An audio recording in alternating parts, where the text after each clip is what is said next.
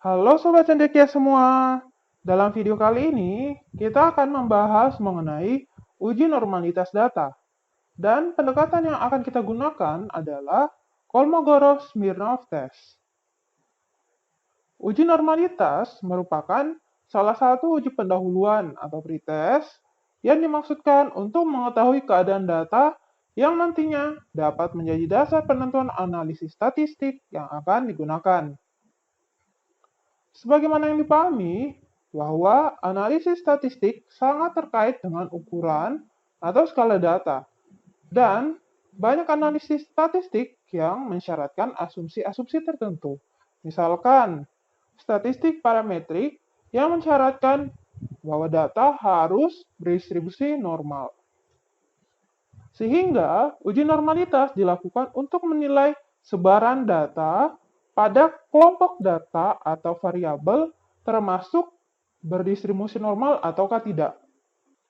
Apabila data memenuhi kaidah distribusi normal, maka dapat dilanjutkan dengan analisis statistika parametrik. Dan bila tidak memenuhi kaidah distribusi normal, maka data dapat ditransformasi terlebih dahulu atau dilanjutkan dengan statistika non-parametrik. Uji normalitas dapat dilakukan dengan menggunakan beberapa pendekatan. Salah satu pendekatan yang sering digunakan adalah Kolmogorov-Smirnov test. Pendekatan ini dilakukan dengan menguji residual dari data. Jadi, bukan data asli yang digunakan ya. Adapun dasar pengambilan keputusan dapat dilakukan melalui 3 cara. Yang pertama, menurut Singgi 2014, bahwa dasar pengambilan keputusan dapat dilakukan berdasarkan probabilitas atau asymptotic significance. Jika diperoleh nilai probabilitasnya lebih dari 0,05, maka data tergolong berdistribusi normal. Dan sebaliknya, jika nilai probabilitasnya kurang dari 0,05, maka data tergolong tidak berdistribusi normal. Cara yang kedua adalah dengan menguji grafik histogram. Ciri grafik histogram yang berdistribusi normal adalah data di dalam garis melengkung yang membentuk lonceng terbalik dan titik tertinggi berada pada garis melengkung sejajar dengan 0. Sehingga banyaknya angka di sisi kanan ataupun kiri sama banyak atau seimbang. Dan cara yang ketiga adalah dengan menguji grafik double p-plot. Ciri grafik p-plot yang berdistribusi normal adalah data dalam grafik tersebut mengikuti atau mendekati garis diagonal. Oke, langsung saja kita ke pengolahan datanya ya. Nah, di sini sudah disiapkan tabulasi data dalam bentuk Microsoft Excel. Dan di sini terdapat 4 variabel. Ya, variabel bebasnya ada 3 yang disimbolkan dengan X1, X2, dan X3, sementara variabel terikatnya Y, disimbolkan dengan Y.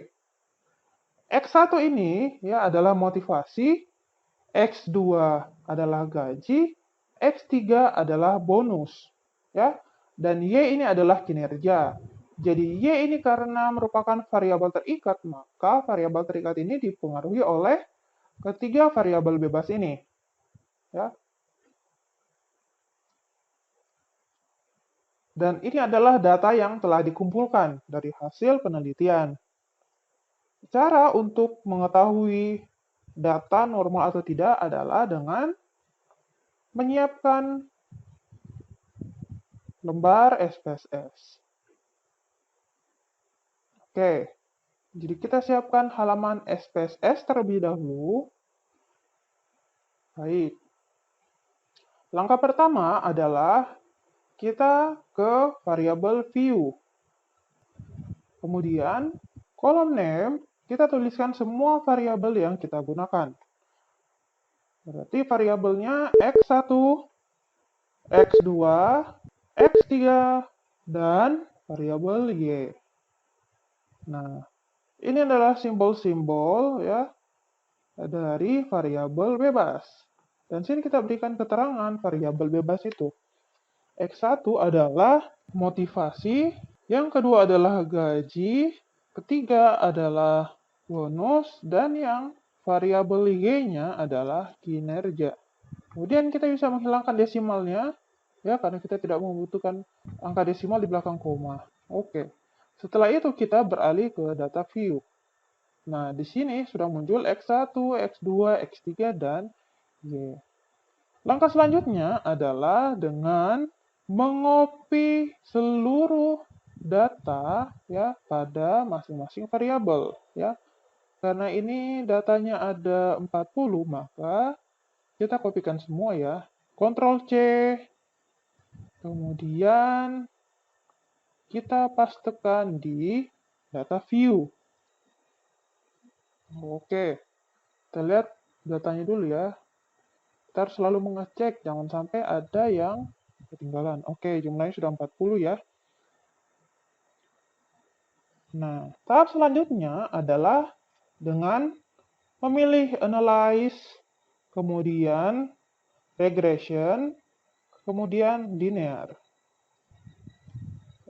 Setelah muncul kotak dialog seperti ini, maka kita memindahkan masing-masing variabel ke kolomnya ya.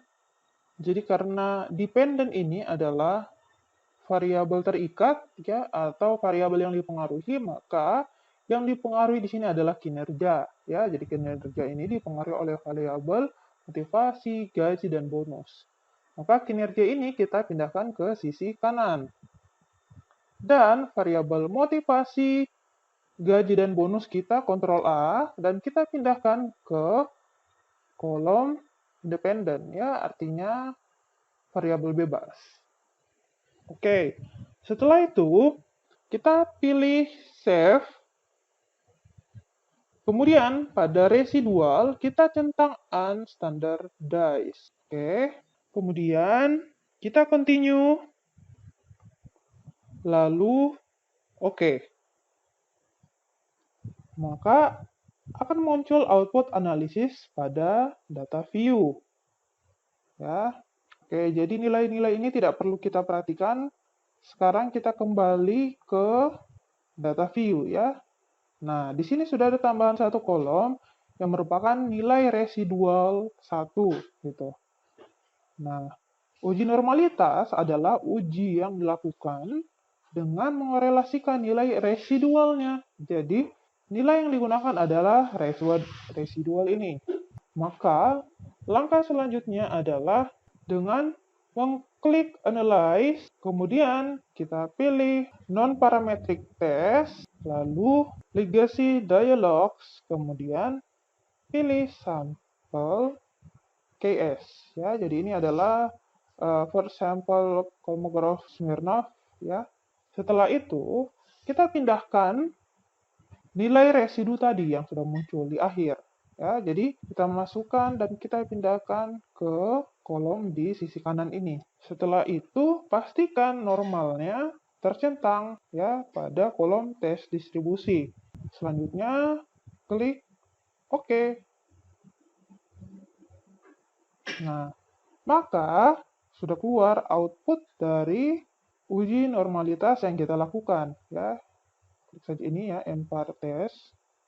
Nah, berdasarkan output yang dihasilkan dari uji Kolmogorov-Smirnov test, maka yang perlu kita perhatikan adalah nilai signifikansinya. Ya. Dan nilai signifikansi yang diperoleh untuk data penelitian kita adalah 0,200. Karena nilai signifikansinya lebih besar dari 0,05, berarti data berdistribusi normal. Dengan demikian, data memenuhi kriteria untuk uji beda atau uji lanjut. Nah, ini adalah cara pertama untuk melihat data berdistribusi normal atau tidak. Selanjutnya, kita bisa tampilkan kurva loncengnya. Caranya adalah dengan kembali ke data view. Caranya adalah dengan mengklik Analyze, kemudian Regression, kemudian kita pilih linear. Setelah muncul kotak dialog seperti ini, pastikan ya di dependennya masih diisi oleh variabel Y atau variabel terikat, dan di independennya diisi oleh variabel-variabel bebas. Oke, karena ini sudah tepat, maka kita bisa beralih ke plotnya. Ya, mengatakan plot dan aktifkan atau centang histogram dan normal probability plot. Kemudian continue. Lalu oke. Nah, maka telah muncul output dalam bentuk grafik kurva loncengnya. Jadi berdasarkan grafik histogram ini menunjukkan bahwa grafik lebih condong ke kanan, ya, yang secara visual dapat dimaknai bahwa data berdistribusi normal. Oke, selanjutnya kita bisa melihat data berdistribusi normal atau tidak berdasarkan grafik double pivot yang dihasilkan.